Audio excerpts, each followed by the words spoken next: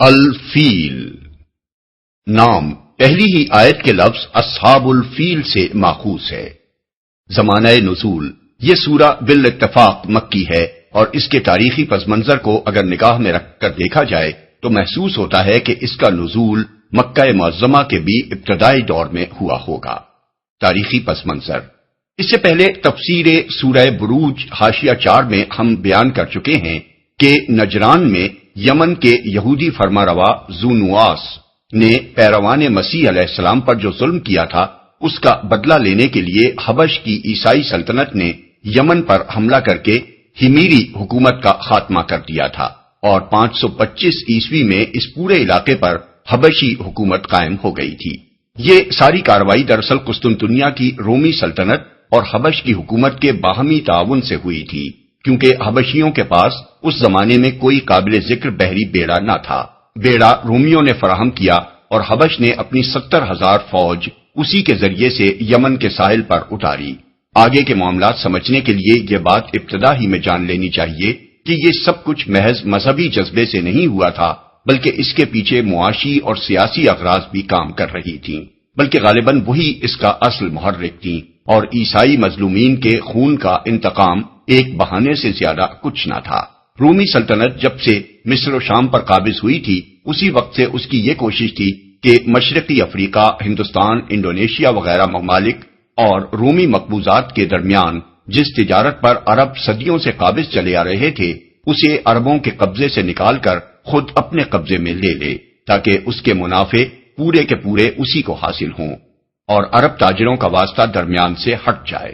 اس مقصد کے لیے 24 یا 25 قبل مسیح میں کیسر آگسٹس نے ایک بڑی فوج رومی جنرل ایلیس گالوس کی قیادت میں عرب کے مغربی ساحل پر اتار دی تاکہ وہ اس بحری راستے پر قابض ہو جائے جو جنوبی عرب سے شام کی طرف جاتا تھا۔ اس شاہراہ کا نقشہ ہم نے تفہیم القرآن جلد 2 میں صفحہ 122 پر درج کیا ہے، لیکن عرب کے شدید جغرافی حالات نے اس مہم کو ناکام کر دیا۔ اس کے بعد رومی اپنا جنگی بیڑا بحر احمر میں لے آئے اور انہوں نے عربوں کی اس تجارت کو ختم کر دیا جو وہ سمندر کے راستے کرتے تھے اور صرف بری راستہ ان کے لیے باقی رہ گیا۔ اسی بری راستے کو قبضے میں لینے کے لیے انہوں نے حبش کی عیسائی حکومت سے گٹھ جوڑ کیا اور بحری بیڑے سے اس کی مدد کر کے اس کو یمن پر قابض کرا دیا۔ یمن پر جو حبشی فوج حملہ آور ہوئی تھی اس کے متعلق عرب مورخین کے بیانات مختلف ہیں۔ حافظ ابن کثیر نے لکھا ہے کہ وہ 2 امیروں کی قیادت میں تھی، ایک اریات اور دوسرا ابرہا، اور محمد بن اسحاق کی روایت ہے کہ اس فوج کا امیر اریات تھا اور ابرہا اس میں شامل تھا۔ پھر دونوں اس بات پر متفق ہیں کہ ابرہا اور اریات باہم لڑ پڑے، مقابلے میں اریات مارا گیا، ابرہا ملک پر قابض ہو گیا اور پھر اس نے شاہ حبش کو اس بات پر راضی کر لیا کہ وہ اسی کو یمن پر اپنا نائب مقرر کرتے۔ اس کے برعکس یونانی اور سریانی مورخین کا بیان ہے کہ فتح یمن کے بعد جب حبشیوں نے مزاحمت کرنے والے یمنی سرداروں کو ایک ایک کر کے قتل کرنا شروع کر دیا تو ان میں سے ایک سردار السمیف اشوا، جسے یونانی مورخین اسمفیس لکھتے ہیں، نے حبشیوں کی اطاعت قبول کر کے اور جزیہ ادا کرنے کا عہد کر کے شاہ حبش سے یمن کی گورنری کا پروانہ حاصل کر لیا، لیکن حبشی فوج نے اس کے خلاف بغاوت کر دی اور ابرہا کو اس کی جگہ گورنر بنا دیا۔ یہ شخص حبش کی بندرگاہ ادولیس کے ایک یونانی تاجر کا غلام تھا جو اپنی ہوشیاری سے یمن پر قبضہ کرنے والی حبشی فوج میں بڑا اثر و رسوخ حاصل کر گیا تھا۔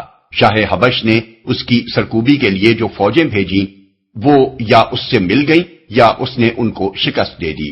آخرکار شاہ حبش کے مرنے کے بعد اس کے جانشین نے اس کو یمن پر اپنا نائب السلطنت تسلیم کر لیا۔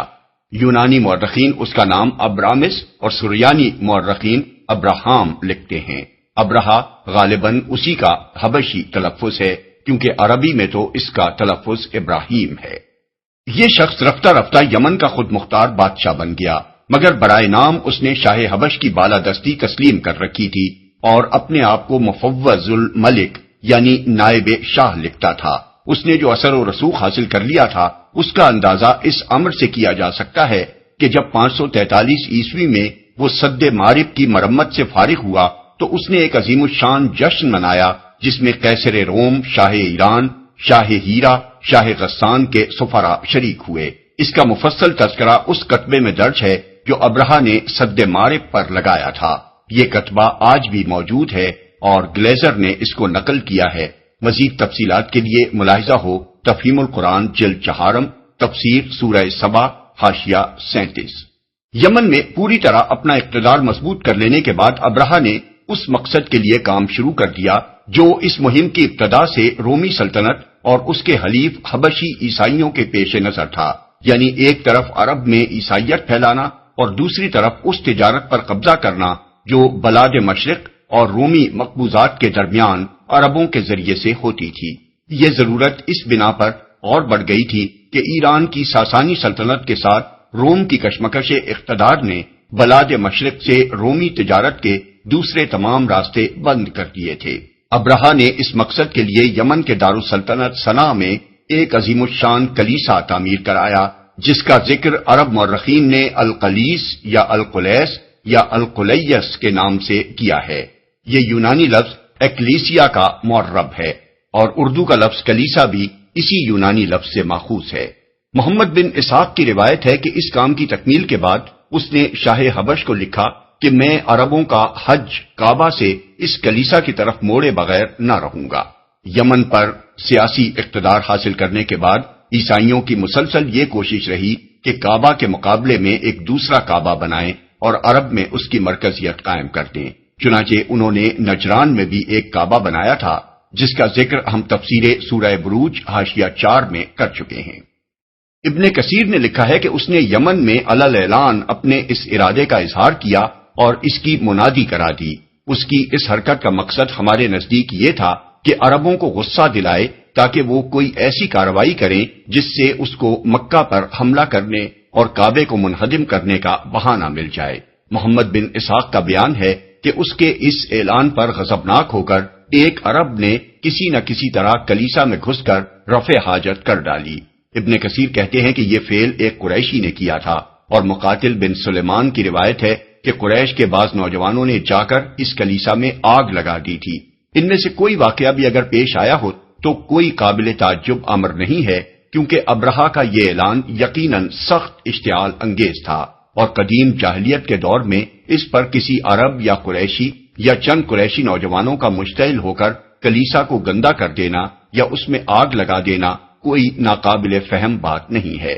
لیکن یہ بھی کچھ بعید نہیں کہ ابرہہ نے خود اپنے کسی آدمی سے خفیہ طور پر ایسی کوئی حرکت کرائی ہو تاکہ اسے مکہ پر چڑھائی کرنے کا بہانہ مل جائے اور اس طرح وہ قریش کو تباہ اور تمام اہل عرب کو مرعوب کر کے اپنے دونوں مقصد حاصل کر لے۔ بہرحال دونوں صورتوں میں سے جو صورت بھی ہو، جب ابرہہ کے پاس یہ رپورٹ پہنچی کہ کعبے کے معتقدین نے اس کے کلیسا کی یہ توہین کی ہے تو اس نے قسم کھائی کہ میں اس وقت تک چین نہ لوں گا جب تک کعبے کو ڈھا نہ دوں۔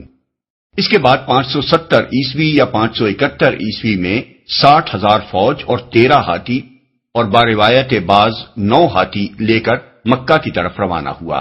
راستے میں پہلے یمن کے ایک سردار ذو نفر نے عربوں کا ایک لشکر جمع کر کے اس کی مزاحمت کی مگر وہ شکست کھا کر گرفتار ہوا۔ پھر خصم کے علاقے میں ایک عرب سردار نفیل بن حبیب خصمی اپنے قبیلے کو لے کر مقابلے پر آیا مگر وہ بھی شکست کھا کر گرفتار ہوا اور اس نے اپنی جان بچانے کے لیے بدرقے کی خدمت انجام دینا قبول کر لیا۔ طائف کے قریب پہنچا تو بنی ثقیف نے محسوس کیا کہ اتنی بڑی طاقت کا وہ مقابلہ نہ کر سکیں گے اور ان کو خطرہ لاحق ہوا کہ کہیں وہ ان کے معبود لات کا مندر بھی تباہ نہ کر دے۔ چنانچہ ان کا سردار مسعود ایک وفد لے کر ابرہہ سے ملا اور اس نے کہا کہ ہمارا بتکدہ وہ معبد نہیں ہے جسے آپ ڈھانے آئے ہیں، وہ تو مکہ میں ہے، اس لیے آپ ہمارے معبد کو چھوڑ دیں، ہم مکہ کا راستہ بتانے کے لیے آپ کو بدرقہ فراہم کیے دیتے ہیں۔ ابرہہ نے یہ بات قبول کر لی اور بنی ثقیف نے ابو رغال نامی ایک آدمی کو اس کے ساتھ کر دیا۔ جب مکہ 3 کوس رہ گیا تو المغمس یا المغمس نامی مقام پر پہنچ کر ابو رغال مر گیا اور عرب مدتوں تک اس کی قبر پر سنگ باری کرتے رہے۔ بنی ثقیف کو بھی وہ سالہ سال تک تانے دیتے رہے کہ انہوں نے لات کے مندر کو بچانے کے لیے بیت اللہ پر حملہ کرنے والوں سے تعاون کیا۔ محمد بن اسحاق کی روایت ہے کہ المغمس سے ابرہہ نے اپنے مقدمۃ الجیش کو آگے بڑھایا اور وہ اہل تہامہ اور قریش کے بہت سے مویشی لوٹ لے گیا، جن میں رسول اللہ صلی اللہ علیہ وسلم کے دادا عبد المطلب کے بھی 200 اونٹ تھے۔ اس کے بعد اس نے اپنے ایک ایلچی کو مکے بھیجا اور اس کے ذریعے سے اہل مکہ کو یہ پیغام دیا کہ میں تم سے لڑنے نہیں آیا ہوں بلکہ اس گھر یعنی کعبہ کو ڈھانے آیا ہوں۔ اگر تم نہ لڑو تو میں تمہاری جان و مال سے کوئی تعرض نہ کروں گا۔ نیز اس نے اپنے ایلچی کو ہدایت کی کہ اہل مکہ اگر بات کرنا چاہیں تو ان کے سردار کو میرے پاس لے آنا۔ مکے کے سب سے بڑے سردار اس وقت عبد المطلب تھے۔ ایلچی نے ان سے مل کر ابرہہ کا پیغام پہنچایا۔ انہوں نے کہا، ہم میں ابرہہ سے لڑنے کی طاقت نہیں ہے، یہ اللہ کا گھر ہے، وہ چاہے گا تو اپنے گھر کو بچا لے گا۔ ایلچی نے کہا، آپ میرے ساتھ ابرہہ کے پاس چلیں۔ وہ اس پر راضی ہو گئے اور اس کے ساتھ چلے گئے۔ وہ اس قدر وجیح اور شاندار شخص تھے کہ ان کو دیکھ کر ابرہہ بہت متاثر ہوا اور اپنے تخت سے اتر کر ان کے پاس آ کر بیٹھ گیا۔ پھر پوچھا کہ آپ کیا چاہتے ہیں؟ انہوں نے کہا کہ میرے جو اونٹ پکڑ لیے گئے ہیں وہ مجھے واپس دے دیے جائیں۔ ابرہہ نے کہا، آپ کو دیکھ کر تو میں بہت متاثر ہوا تھا، مگر آپ کی اس بات نے آپ کو میری نظر سے گرا دیا کہ آپ اپنے اونٹوں کا مطالبہ کر رہے ہیں، اور یہ گھر جو آپ کا اور آپ کے دین آبائی کا مرجع ہے اس کے بارے میں کچھ نہیں کہتے۔ انہوں نے کہا، میں تو صرف اپنے اونٹوں کا مالک ہوں اور انہی کے بارے میں آپ سے درخواست کر رہا ہوں۔ رہا یہ گھر تو اس کا ایک رب ہے، وہ اس کی حفاظت خود کرے گا۔ ابرہہ نے کہا، وہ اس کو مجھ سے نہ بچا سکے گا۔ عبد المطلب نے کہا، آپ جانیں اور وہ جانے۔ یہ کہہ کر وہ ابرہہ کے پاس سے اٹھ آئے اور اس نے ان کے اونٹ واپس کر دیے۔ ابن عباس رضی اللہ عنہ کی روایت اس سے مختلف ہے، اس میں اونٹوں کے مطالبے کا کوئی ذکر نہیں ہے۔ عبد بن حمید، ابن منذر، ابن مردوے، حاکم، ابو نعیم اور بہقی نے ان سے جو روایات نقل کی ہیں ان میں وہ بیان کرتے ہیں کہ جب ابرہہ الصفاہ کے مقام پر پہنچا جو عرفات اور طائف کے پہاڑوں کے درمیان حدود حرم کے قریب واقع ہے، تو عبد المطلب خود اس کے پاس گئے اور اس سے کہا کہ آپ کو یہاں آنے کی کیا ضرورت تھی؟ اگر آپ کو کوئی چیز مطلوب تھی تو ہمیں کہلا بھیجتے، ہم خود لے کر آپ کے پاس حاضر ہو جاتے۔ اس نے کہا، میں نے سنا ہے کہ یہ گھر امن کا گھر ہے، میں اس کا امن ختم کرنے آیا ہوں۔ عبد المطلب نے کہا، یہ اللہ کا گھر ہے، آج تک اس نے کسی کو اس پر مسلط ہونے نہیں دیا ہے۔ ابرہہ نے جواب دیا، ہم اسے منہدم کیے بغیر نہ پلٹیں گے۔ عبد المطلب نے کہا، آپ جو کچھ چاہیں ہم سے لے لیں اور واپس چلے جائیں، مگر ابرہہ نے انکار کر دیا اور عبد المطلب کو پیچھے چھوڑ کر اپنے لشکر کو آگے بڑھنے کا حکم دیا۔ دونوں روایتوں کے اس اختلاف کو اگر ہم اپنی جگہ رہنے دیں اور کسی کو کسی پر ترجیح نہ دیں تو ان میں سے جو صورت بھی پیش آئی ہو، بہرحال یہ امر بالکل واضح ہے کہ مکہ اور اس کے آس پاس کے قبائل اتنی بڑی فوج سے لڑ کر کعبے کو بچانے کی طاقت نہ رکھتے تھے۔ اس لیے یہ بالکل قابل فہم بات ہے کہ قریش نے اس کی مزاحمت کی کوئی کوشش نہ کی۔ قریش کے لوگ تو جنگ احزاب کے موقع پر مشرک اور یہودی قبائل کو ساتھ ملا کر زیادہ سے زیادہ 10-12 ہزار کی جمعیت فراہم کر سکے تھے، وہ 60,000 فوج کا مقابلہ کیسے کر سکتے تھے؟ محمد بن اسحاق بیان کرتے ہیں کہ ابرہہ کی لشکرگاہ سے واپس آ کر عبد المطلب نے قریش والوں سے کہا کہ اپنے بال بچوں کو لے کر پہاڑوں میں چلے جائیں تاکہ ان کا قتل عام نہ ہو جائے۔ پھر وہ اور قریش کے چند سردار حرم میں حاضر ہوئے اور کعبے کے دروازے کا کنڈا پکڑ کر انہوں نے اللہ تعالیٰ سے دعائیں مانگی کہ وہ اپنے گھر اور اس کے خادموں کی حفاظت فرمائے۔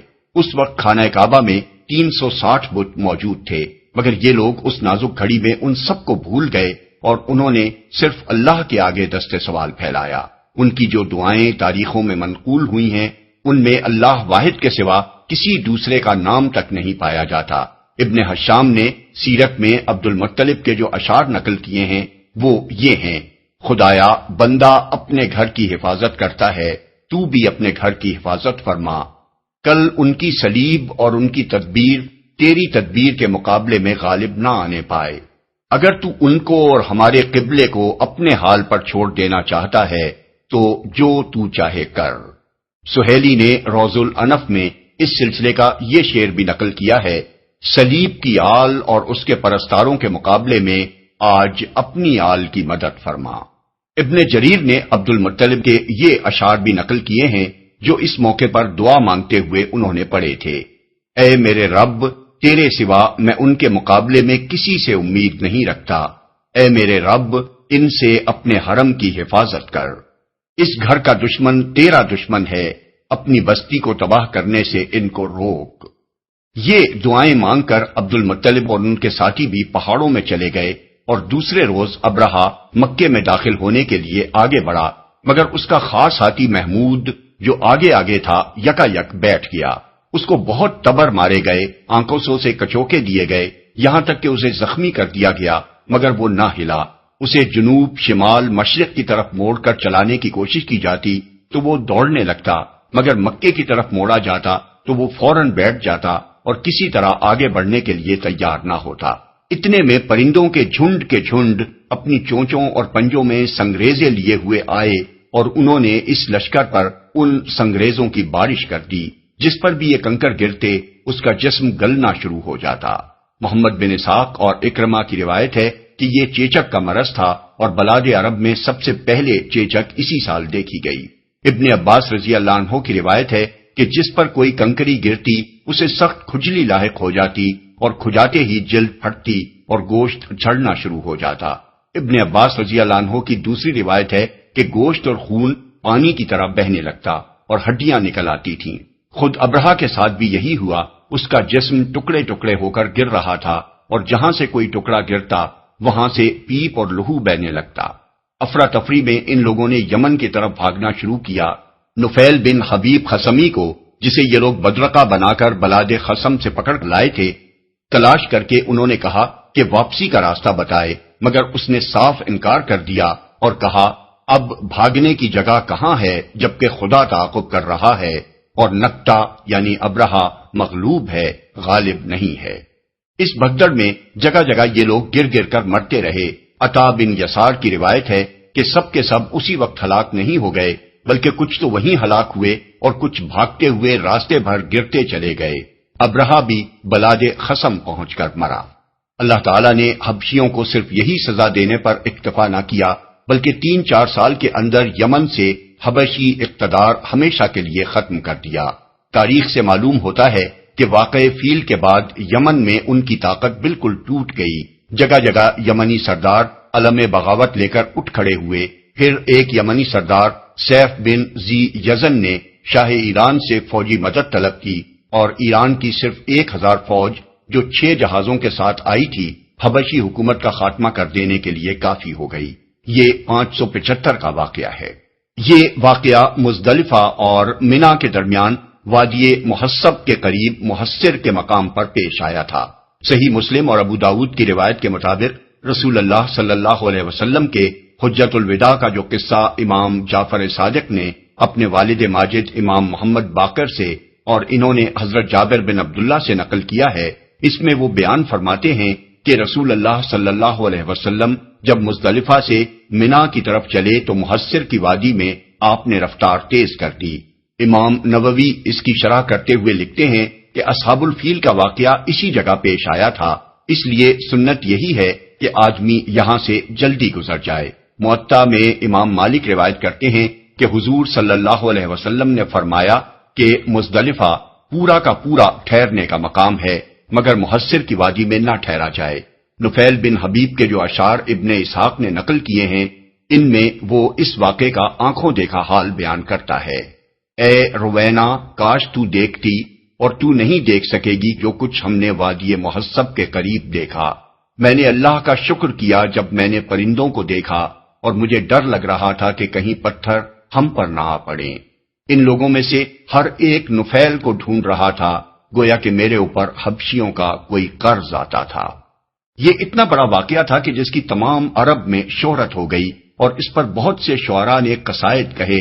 ان قصائد میں یہ بات بالکل نمایاں ہے کہ سب نے اسے اللہ تعالیٰ کی قدرت کا اعجاز قرار دیا، اور کہیں اشارتاً کنایتاً بھی یہ نہیں کہا کہ اس میں ان بتوں کا بھی کوئی دخل تھا جو کعبے میں پوجے جاتے تھے۔ مثال کے طور پر عبداللہ ابن زبارہ کہتا ہے، 60,000 تھے جو اپنی سرزمین کی طرف واپس نہ جا سکے، اور نہ واپس ہونے کے بعد ان کا بیمار یعنی ابرہہ زندہ رہا۔ یہاں ان سے پہلے عاد اور جرہم تھے، اور اللہ بندوں کے اوپر موجود ہے جو اسے قائم رکھے ہوئے ہے۔ ابو قیس بن اسلت کہتا ہے، اٹھو اور اپنے رب کی عبادت کرو اور مکہ و منا کی پہاڑیوں کے درمیان بیت اللہ کے کونوں کو مسح کرو۔ جب عرش والے کی مدد تمہیں پہنچی تو اس بادشاہ کے لشکروں نے ان لوگوں کو اس حال میں پھیر دیا کہ کوئی خاک میں پڑا تھا اور کوئی سنگسار کیا ہوا تھا۔ یہی نہیں بلکہ حضرت ام ہانی اور حضرت زبیر بن العوام کی روایت ہے کہ رسول اللہ صلی اللہ علیہ وسلم نے فرمایا، قریش نے 10 سال اور بروایت بعض 7 سال تک اللہ وحدہ لا شریک کے سوا کسی کی عبادت نہ کی۔ ام ہانی کی روایت امام بخاری نے اپنی تاریخ میں اور طبرانی، حاکم، ابن مردوے اور بیہقی نے اپنی کتب حدیث میں نقل کی ہے۔ حضرت زبیر کا بیان طبرانی اور ابن مردوے اور ابن عساکر نے روایت کیا ہے، اور اس کی تائید مزید حضرت سعید بن مسیب کی اس مرسل روایت سے ہوتی ہے جو خطیب بغدادی نے اپنی تاریخ میں درج کی ہے۔ جس سال یہ واقعہ پیش آیا، اہل عرب اسے عام الفیل یعنی ہاتھیوں کا سال کہتے ہیں، اور اسی سال رسول اللہ صلی اللہ علیہ وسلم کی ولادت مبارکہ ہوئی۔ محدثین اور مورخین کا اس بات پر قریب قریب اتفاق ہے کہ اصحاب الفیل کا واقعہ محرم میں پیش آیا تھا اور حضور کی ولادت ربیع الاول میں ہوئی تھی۔ اکثریت یہ کہتی ہے کہ آپ کی ولادت واقع فیل کے 50 دن بعد ہوئی۔ مقصود کلام، جو تاریخی تفصیلات اوپر درج کی گئی ہیں ان کو نگاہ میں رکھ کر سورہ فیل پر غور کیا جائے تو یہ بات اچھی طرح سمجھ میں آ جاتی ہے کہ اس سورہ میں اس قدر اختصار کے ساتھ صرف اصحاب الفیل پر اللہ تعالیٰ کے عذاب کا ذکر کر دینے پر کیوں اکتفا کیا گیا ہے۔ واقعہ کچھ بہت پرانا نہ تھا، مکے کا بچہ بچہ اس کو جانتا تھا، عرب کے لوگ عام طور پر اس سے واقف تھے۔ تمام اہل عرب اس بات کے قائل تھے کہ ابرہہ کے اس حملے سے کعبے کی حفاظت کسی دیوی یا دیوتا نے نہیں بلکہ اللہ تعالیٰ نے کی تھی۔ اللہ ہی سے قریش کے سرداروں نے مدد کے لیے دعائیں مانگی تھیں، اور چند سال تک قریش کے لوگ اس واقعے سے اس قدر متاثر رہے تھے کہ انہوں نے اللہ کے سوا کسی کی عبادت نہ کی تھی۔ اس لیے سورہ فیل میں ان تفصیلات کے ذکر کی حاجت نہ تھی، بلکہ صرف اس واقعے کو یاد دلانا کافی تھا تاکہ قریش کے لوگ خصوصاً اور اہل عرب عموماً اپنے دلوں میں اس بات پر غور کریں کہ محمد صلی اللہ علیہ وسلم جس چیز کی طرف دعوت دے رہے ہیں وہ آخر اس کے سوا اور کیا ہے کہ تمام دوسرے معبودوں کو چھوڑ کر صرف اللہ وحدہ لا شریک کی عبادت کی جائے۔ نیز وہ یہ بھی سوچ لیں کہ اگر اس دعوت حق کو دبانے کے لیے انہوں نے زور زبردستی سے کام لیا تو جس خدا نے اصحاب الفیل کا تہس نہس کیا تھا اسی کے غضب میں وہ گرفتار ہوں گے۔ بسم اللہ الرحمن الرحیم۔ شروع اللہ کے نام سے جو رحمان و رحیم ہے۔ أَلَمْ تَرَ كَيْفَ فَعَلَ رَبُّكَ بِأَصْحَابِ الْفِيلِ؟ تم نے دیکھا نہیں کہ تمہارے رب نے ہاتھی والوں کے ساتھ کیا کیا؟ تم نے دیکھا نہیں۔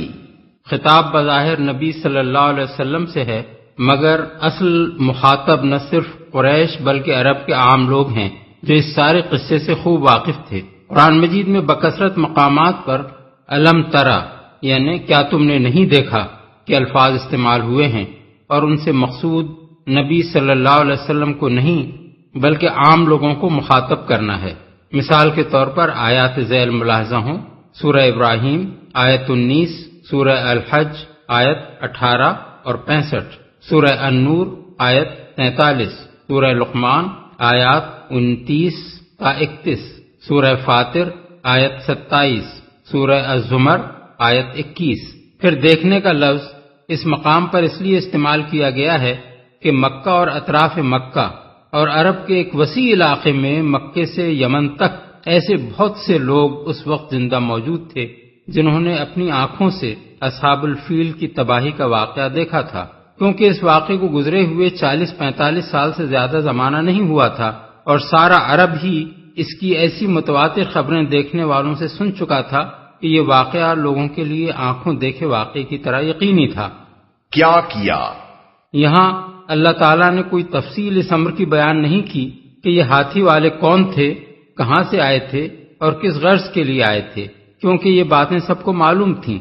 أَلَمْ يَجْعَلْ كَيْدَهُمْ فِي تَضْلِيلٍ وَأَرْسَلَ عَلَيْهِمْ طَيْرًا أَبَابِيلَ ترميهم بحجارة من سجيل فجعلهم كعصف مأكول کیا اس نے ان کی تدبیر کو اکارت نہیں کر دیا اور ان پر پرندوں کے جھنڈ بھیج دیے جو ان پر پکی ہوئی مٹی کے پتھر پھینک رہے تھے، پھر ان کا یہ حال کر دیا جیسے جانوروں کا کھایا ہوا بھوسا۔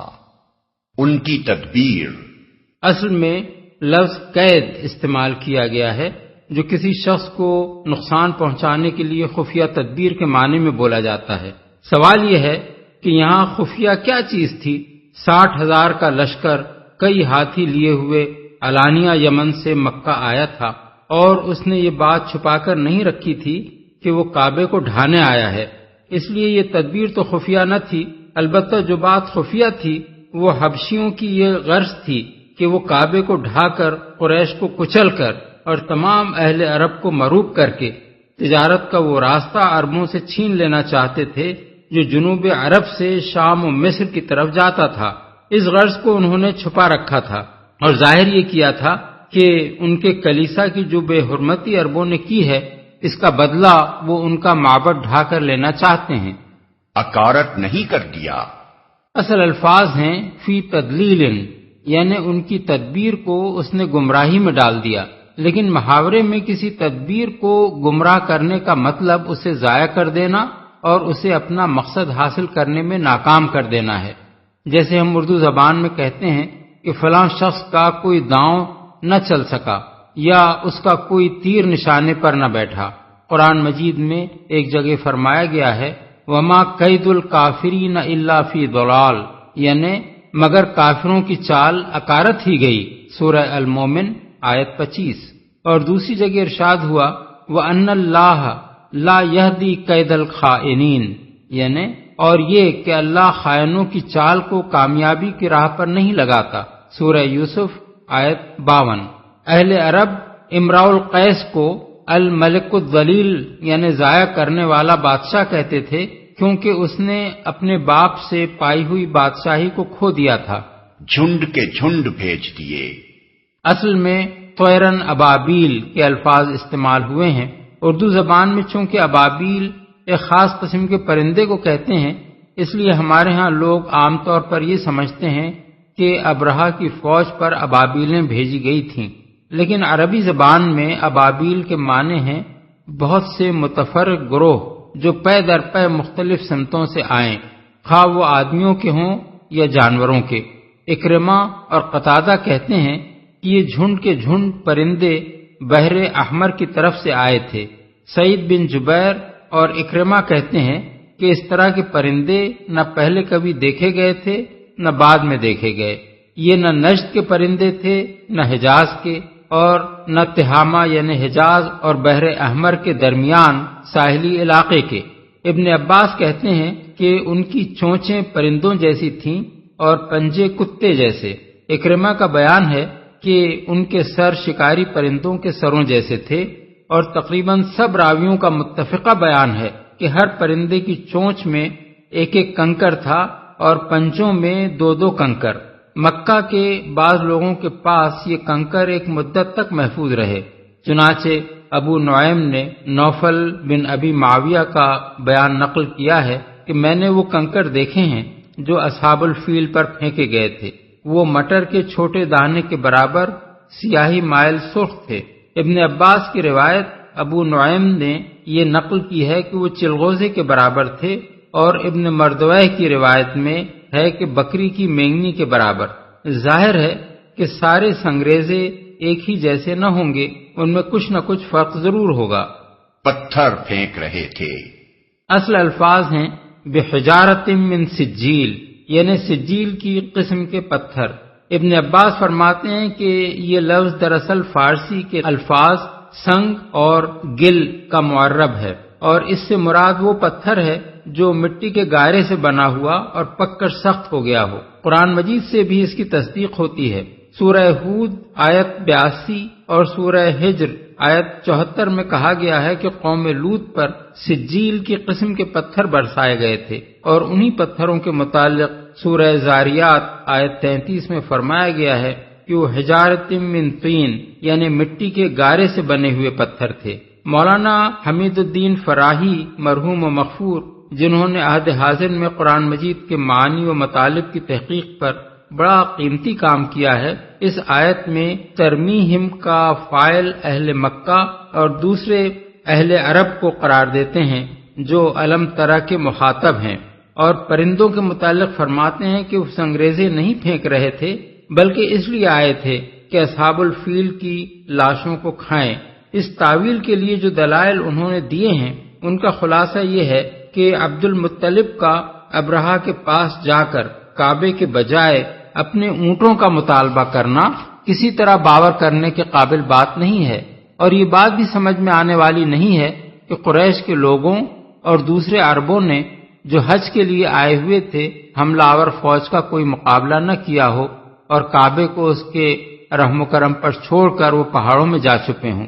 اس لیے صورت واقعہ دراصل یہ ہے کہ عربوں نے ابرہہ کے لشکر کو پتھر مارے اور اللہ تعالیٰ نے پتھراؤ کرنے والی طوفانی ہوا بھیج کر اس لشکر کا بھرکس نکال دیا، پھر پرندے ان لوگوں کی لاشیں کھانے کے لیے بھیجے گئے۔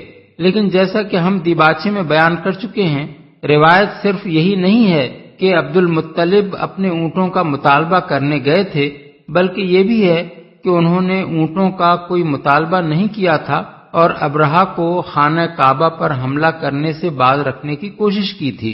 ہم یہ بھی بتا چکے ہیں کہ تمام معتبر روایات کی روح سے ابرہہ کا لشکر محرم میں آیا تھا جبکہ حجاج واپس جا چکے تھے، اور یہ بھی ہم نے بتا دیا ہے کہ 60,000 کے لشکر کا مقابلہ کرنا قریش اور آس پاس کے عرب قبائل کے بس کا کام نہ تھا۔ وہ تو غزوہ احزاب کے موقع پر بڑی تیاریوں کے بعد مشرکین عرب اور یہودی قبائل کی جو فوج لائے تھے وہ 10-12 ہزار سے زیادہ نہ تھی، پھر بھلا وہ 60,000 فوج کا مقابلہ کرنے کی کیسے ہمت کر سکتے تھے؟ تاہم ان ساری دلیلوں کو نظر انداز بھی کر دیا جائے اور صرف سورہ فیل کی ترتیب کلام کو دیکھا جائے تو یہ تعویل اس کے خلاف پڑتی ہے۔ اگر بات یہی ہوتی کہ پتھر عربوں نے مارے اور اصحاب فیل بھس بن کر رہ گئے اور اس کے بعد پرندے ان کی لاشیں کھانے کو آئے تو کلام کی ترتیب یوں ہوتی کہ ترمیہم بحجارۃ من سجیل فجعلہم کعصف ماکول وارسل علیہم طیرا ابابیل، یعنی تم ان کو پکی ہوئی مٹی کے پتھر مار رہے تھے، پھر اللہ نے ان کو کھائے ہوئے بھس جیسا کر دیا اور اللہ نے ان پر جھنڈ کے جھنڈ پرندے بھیج دیے۔ لیکن یہاں ہم دیکھتے ہیں کہ پہلے اللہ تعالیٰ نے پرندوں کے جھنڈ بھیجنے کا ذکر فرمایا ہے، پھر اس کے متصلاً بعد ترمیہم بحجارۃ من سجیل یعنی جو ان کو پکی ہوئی مٹی کے پتھر مار رہے تھے فرمایا ہے، اور آخر میں کہا ہے کہ پھر اللہ نے ان کو کھائے ہوئے بھس جیسا کر دیا۔ کھایا ہوا بھوسا اصل الفاظ ہیں کعصف معقول۔ عصف کا لفظ سورہ رحمان آیت 12 میں آیا ہے، ذوالعصف والریحان، اور غلہ بھوسے اور دانے والا۔ اس سے معلوم ہوا کہ عصف کے معنی اس چھلکے کے ہیں جو غلے کے دانوں پر ہوتا ہے اور جسے کسان دانے نکال کر پھینک دیتے ہیں، پھر جانور اسے کھاتے بھی ہیں اور کچھ ان کے چبانے کے دوران میں گرتا بھی جاتا ہے اور کچھ ان کے پاؤں تلے روندا بھی جاتا ہے۔